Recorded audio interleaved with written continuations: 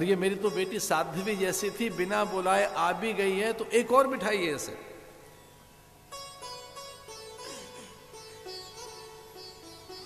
अरे देखो ब्रह्मा, ये मेरी पुत्री साध्वी जैसी थी, लेकिन ये भी वैसा ही अमंगल वेशधारी के साथ बन गई है। दत्ताबत मया साध्वी, देखो तो सही ये मेरी बेटी। इतनी उपेक्षा हुई, बहनें मिलने के लिए आई, लेकिन पिता का कोप देकर पीछे हट गई। मां थोड़ा आगे बढ़ी, लेकिन मां भी पीछे हट गई। अपनों से तिरस्कृत होकर वो स्वयं को संभाल नहीं पाए। ददर्श देव रत कल्मश, महादेव का वो ध्यान करने लगी कि देखो मैंने ठीक नहीं किया, उनकी अवज्ञा करके यहां पहुंची हूं। तो भगवान का ध्यान करके यज्ञ कुंड में कूद गई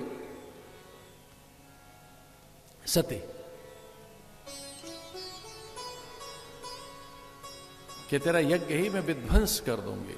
तो मेरे महादेव का अपमान कर रहा है। शिव पुराण में बड़ा सुंदर सा एक श्लोक आता है, महादेव महादेव महादेवेति यो वदेत एकेन लभते मुक्ति द्वाभ्याम शंभुरणी भवेत। भवानी कहने लगी, मैं शिवा ने सती कहने लगी, जिस महादेव का एक बार स्मरण करने से मुक्ति प्राप्त हो जाती हो, आपने बड़ा जघन्य अपराध किया है। ये यज्ञ तो विध्वंस होगा ही, पर महादेव कुपित हो गए तो प्रलय पैदा हो जाएगी। महादेव महादेव महादेवेति यो वदेत। एक बार भी कोई महादेव कह दे तो भगवान प्रसन्न होकर मुक्ति दे देते हैं, और दूसरी बार में तो उन्हें अच्छा नहीं लगता कि मैं अब ऋणी हो गया भक्त का, कुछ और क्या दूं, मुक्ति के बाद कुछ और तो है ही नहीं देने के लिए। एकेन लभते मुक्ति द्वाभ्याम शंभु ऋणी भवेद। अब तो मैं ऋणी हो गया इसका। मैंने ऐसे मेरे पति की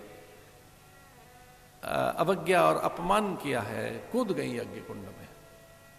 बड़ी लंबी कथा है।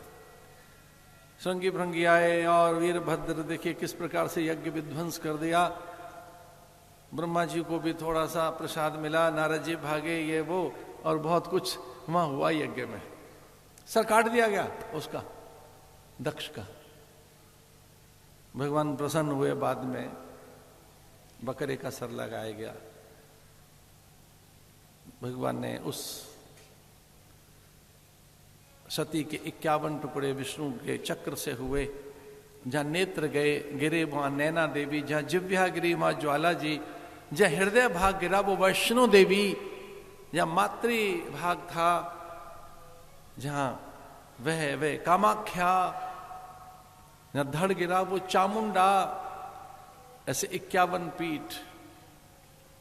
जहां मस्तक के तृतीय नेत्र, तीसरा नेत्र जहां भगवान पराम्बा का तृतीय नेत्र जहां गया, वो माया भी, उनकी संपूर्ण शक्तियां, वो हरिद्वार माया देवी। हृदय भागे वैष्णवी, कामाख्या जमा। लोक कल्याण के लिए माने इतने रूप धारण कर लिए। लेकिन दक्ष मत मानो अपने को, मैं निपुण हूं, तज्ञ हूं, मैं बहुत बड़ा बन गया, मैंने सब कुछ सीख लिया, जान लिया। ऐसे उस दक्ष ने प्रार्थना की। बाद में भगवान के अनुगत हो गया। भगवान ने वरदान दे दिया फिर। और भगवान ने कहा भाई तेरे घर तो नहीं रहेंगे। वो कह रहा था मेरे पास ही रहना होगा जीवन पर्यंत। भगवान ने कहा तेरे आते जाते रहेंगे। जामाता को, दामाद को ससुराल में नहीं रहना चाहिए, मान घट जाता है। तो फिर पूछा दक्ष ने कहाँ रहोगे? उन्होंने कहा अपने घर में रहेंगे। वो हरिहर आश्रम में मृत्युंजय बनकर रहते हैं। वो 12 ज्योतिर्लिंगों में है, वो रामेश्वर हैं, द्वारिका, सोमनाथ हैं, ऐसे भगवान के।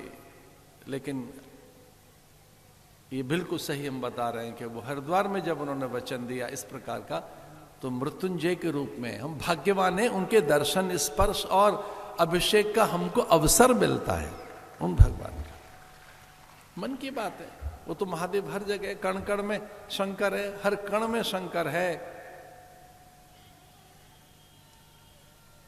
लेकिन दक्ष की बुद्धि सत्संग से ही ठीक हुई, सत्संग से ही लाभ मिला। रुचि नाम के प्रजापति से आकुति का विवाह, यज्ञ दक्षिणा का जन्म हुआ, यज्ञ भगवान प्रकट हुए, यज्ञ से ही पर्जन्यों का आगमन होता है। यज्ञ है जो साम्य संतुलन रखता है, द्युलोक में, महदलोक में, पर्जन्य लोक में। ये जो पर्जन्य लोक है, द्युलोक है, इनमें ये यज्ञ से ही साम्य संतुलन रहता है। यज्ञ से ही देवता चैतन्य रहते हैं। अगर देवताओं को साकार करना हो तो यज्ञ कीजिए। यज्ञो वह विष्णु, यज्ञ विष्णु है साक्षात, यज्ञ कुछ और नहीं, साक्षात नारायण है। अगर यज्ञ करना सीख गए तो नारायण आपके घर में होंगे। यज्ञ कीजिए, यज्ञ करने से पर्जन्य लोग स्वस्थ रहते हैं, द्युलोक स्वस्थ रहता है, धरती स्वस्थ रहती है। पर्जन्यों से अन्न पकता है, अन्न में पौष्टिकता आती है, अन्न पूरा पूरा बनता है, अन्न में अधूरापन नहीं रहता। यज्ञ से पूरी प्रकृति स्वस्थ होती है, वातावरण पवित्र होता है, उसमें मांगल्य आता है, निरोगता आती है, निरामयता आती है। इस प्रकार से इस सृष्टि का क्रम है।